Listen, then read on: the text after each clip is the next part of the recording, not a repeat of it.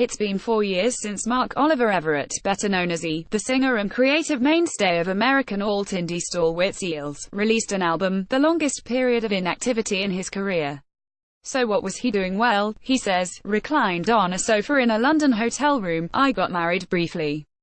Briefly, yeah. It wasn't a good match as a marriage, but I had a son as a result of it. So we decided to split up and co-parent. And when I say we decided, really she decided. He lets go a boat chuckle, and looks at me with a what ya gonna do expression. Followers of Eels will know that Everett rarely enjoys the sunshine without enduring the rain. His personal life has been punctured with so much tragedy that to list his misfortune would seem sadistic, were it not for the fact Everett has therapeutically mined it for inspiration for over 20 years. It wasn't a good match as a marriage, but I had a son as a result of it. So we decided to split up and co-parent. And when I say we decided, really she decided. At 19 he found his distant father, renowned physicist Hugh Everett III, collapsed dead at home, and recalls his attempts to resuscitate the body was the first physical contact they ever shared. His mother of cancer 18 months after his sister killed herself in 1996, both of which were dealt with in fearless detail on 1998's Bleak Triumph Electroshock Blues. In 2001, his cousin and her husband were on the plane that was hijacked on 9/11 and flown into the Pentagon. Relationships have been fraught with difficulty. He was first married in 2000. His last album, 2014's The Cautionary Tales of Mark Oliver Everett, was a sparse mea culpa about his own failings and behavior towards others. 4 years on, did he heed his own advice? Mark Oliver Everett performs on stage. Photo, Thomas Sampson, Getty. No, he says with a guffaw. Like, I hope everyone else learned something from my cautionary tales. But of course I didn't. Unprompted, he offers some self-examination. I think I've come to realize a lot of what's going on with my life all this time is because I lost all of my family early. I've been in these situations where I'm always trying to construct surrogate families. But because my original family were dysfunctional weirdos, that seems normal to me. So it's like I'm red flag blind. I tend to construct to make these surrogate families that aren't going to work out for long because that's what I know. But I'm trying to understand that now. He takes a sip of coffee. I guess I have to make a whole new set of cautionary tales. Given Everett's history and Eels' reputation for misery, you might expect him to be dour company. But like Eels' music, he has a dry, understated humor and a way of finding shards of positivity in the gloom. Now 54, he is in good shape and high spirits, sat not far from where he was awarded the Freedom of the City of London back in 2014. I'd forgot until you just reminded me, thank you, he says, before offering a very Eelsian take. It's ironic, I'm here for 5 days of work and I have no freedom at all.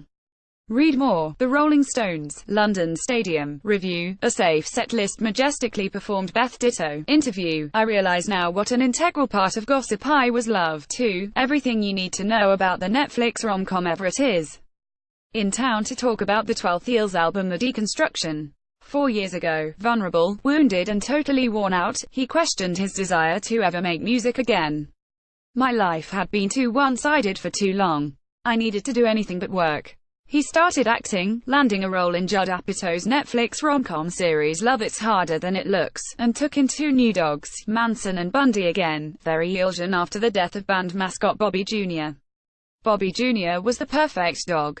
I looked into having him cloned. Manson and Bundy are little shitheads.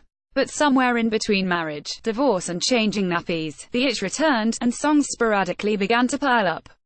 Like Eels' best work, notably, 1996 debut Beautiful Freak, which includes signature tune Novocaine for the Soul and 2000's Exquisite Daisies for the Galaxy, The Deconstruction offers up Everett's ruminations on hope, despair and mortality, sometimes all at once. I had a premonition it's all gonna be fine, you can kill or be killed, but the sun's gonna shine, he sings on Premonition.